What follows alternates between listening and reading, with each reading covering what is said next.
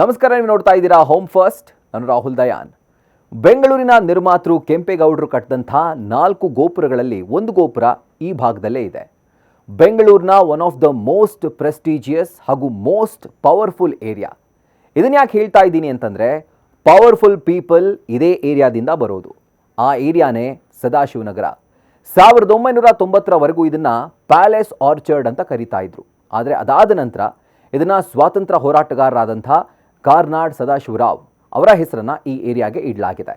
So ಮೇಲ್ನೋಟಕ್ಕೆ ಇದು ಬೆಂಗಳೂರಿನ one of the most costliest area. ಒಬ್ಬ ಸಾಮಾನ್ಯ ಮಧ್ಯಮ ವರ್ಗದ ಜನರಿಗೆ ಅಥವಾ ಒಬ್ಬ ವ್ಯಕ್ತಿಗೆ ಈ ಏರಿಯಾದಲ್ಲಿ ಮನೆ ಕಟ್ಕೊಳ್ಳೋದು ಅಥವಾ ಕೊಂಡ್ಕೊಳ್ಳೋದು ಅಥವಾ ಸೈಟ್ ಖರೀದಿ ಇರ್ಬೋದು, ಒಂದು ರೀತಿ ಗಗನ ಕುಸುಮಾನೆ.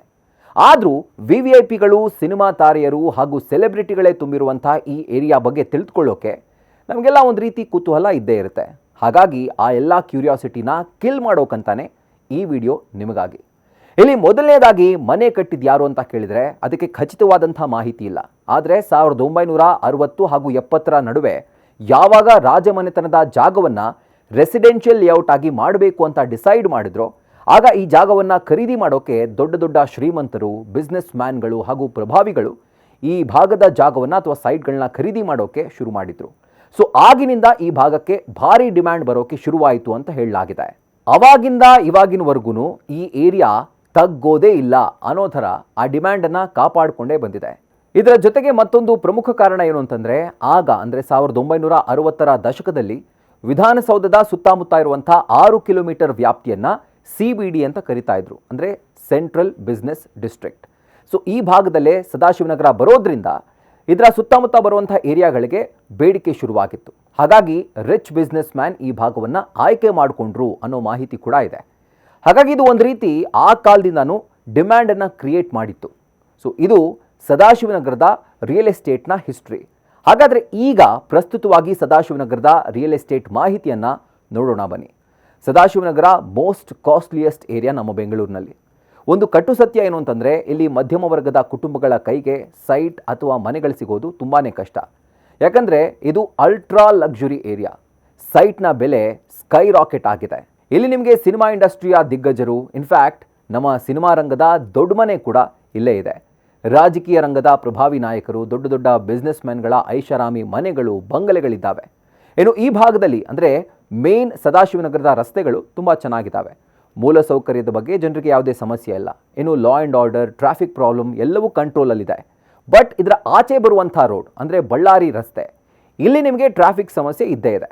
ಆದರೆ ತಕ್ಕ ಮಟ್ಟಿಗೆ ಇಲ್ಲಿ ಸಮಸ್ಯೆಗಳಿಂದ ಪಾರಾಗಿದ್ದಾರೆ ಜನ ಅಂತ ಹೇಳ್ಬೋದು. ಅಂದರೆ ಸದಾಶಿವನಗರದ ಇಂಟೀರಿಯರ್ ಪಾರ್ಟ್ನಲ್ಲಿ ಈ ಏರಿಯಾದಲ್ಲಿ ಪಾರ್ಕ್ಗಳಿದ್ದಾವೆ ಹಾಗೂ ವಾಯುವಿಹಾರಕ್ಕೆ ಚೆನ್ನಾಗಿರುವಂಥ ಅನುಕೂಲಗಳಿದ್ದಾವೆ. ಹತ್ತಿರದಲ್ಲೇ ಸ್ಯಾಂಕಿ ಕೆರೆ ಕೂಡ ಇದೆ. ಲಕ್ಸುರಿ ಸೂಪರ್ ಮಾರ್ಕೆಟ್ಗಳು, ಲಕ್ಸುರಿಯಸ್ ಜಿಮ್, ಕೆಫೆ, ಪ್ರತಿಷ್ಠಿತ 5 ಸ್ಟಾರ್ ಹೋಟೆಲ್ಗಳು ಎಲ್ಲವೂ ಹತ್ತಿರದಲ್ಲೇ ಇದೆ. ಇನ್ನು ಲಕ್ಸುರಿ ಕಾರ್ ಶೋರೂಮ್ ಬೇಕಾ, ಅದು ಕೂಡ ಇದೆ. ಜ್ಯುವೆಲ್ರಿ ಶಾಪ್ ಬೇಕಾ, ಅದು ಇದೆ. ಜೊತೆಗೆ ಸದಾಶಿವನಗರ ಕ್ಲಬ್ ಕೂಡ ಇದೆ.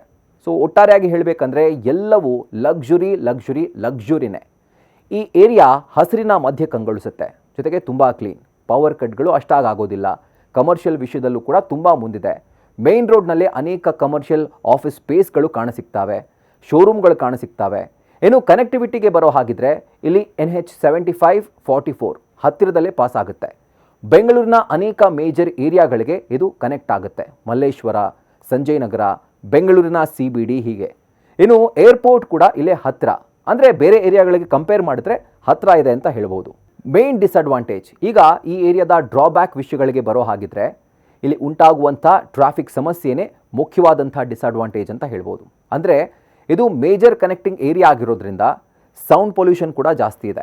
ಕಟ್ಟಡ ಕಾಮಗಾರಿಗಳು ನಡೆಯೋದ್ರಿಂದ ಇಲ್ಲಿ ಸಮಸ್ಯೆ ಬಹಳ ಕಾಡುತ್ತೆ, ಅಂದರೆ ನಾಯ್ಸ್ ಪೊಲ್ಯೂಷನ್ ಸಮಸ್ಯೆ.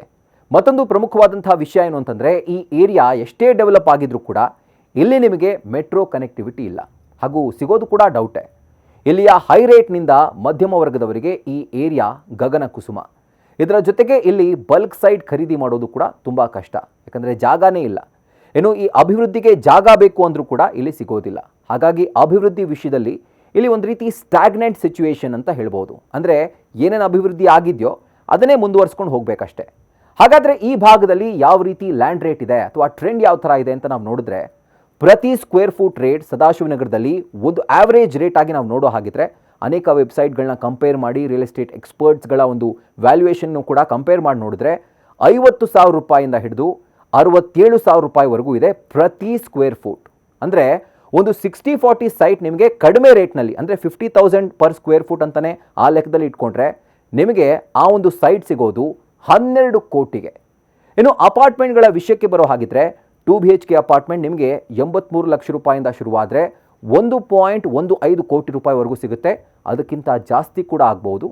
ಅಂದರೆ 5 ಕೋಟಿ 13 ಲಕ್ಷ ಇಷ್ಟುವರೆಗೂ ಕೂಡ ಇದೆ. ಅದು ಲಕ್ಸುರಿ ಅಪಾರ್ಟ್ಮೆಂಟ್, ಈ ಒಂದು ರೇಂಜ್ನಲ್ಲಿ ಅದು ಬೇಸಿಸ್ ಆಗಿದೆ.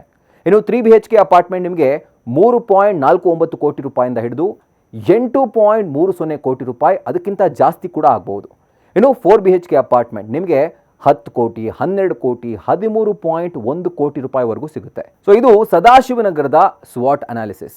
ಸೊ ಮುಂದೆ ಯಾವ ಏರಿಯಾದ ಸ್ವಾಟ್ ಅನಾಲಿಸಿಸ್ ನೀವು ನೋಡೋಕ್ಕೆ ಬಯಸ್ತೀರಿ, ಆ ಒಂದು ಏರಿಯಾದ ಹೆಸರನ್ನು ಕೆಳಗಡೆ ಕಾಮೆಂಟ್ ಸೆಕ್ಷನಲ್ಲಿ ನಮಗೆ ತಿಳಿಸಿ. ಸೊ ಮತ್ತೊಂದು ವಿಡಿಯೋದಲ್ಲಿ ನಿಮಗೆ ಸಿಗ್ತೀನಿ ಅಂತ ಹೇಳ್ತಾ ಕ್ಷಣ ಕ್ಷಣದ ಮಾಹಿತಿಗಾಗಿ ನೋಡ್ತಾ ಇರಿ ನ್ಯೂಸ್ ಫಸ್ಟ್, ನಿರ್ಭೀತಿಯಿಂದ ನಿಮ್ಮ ಪರವಾಗಿ.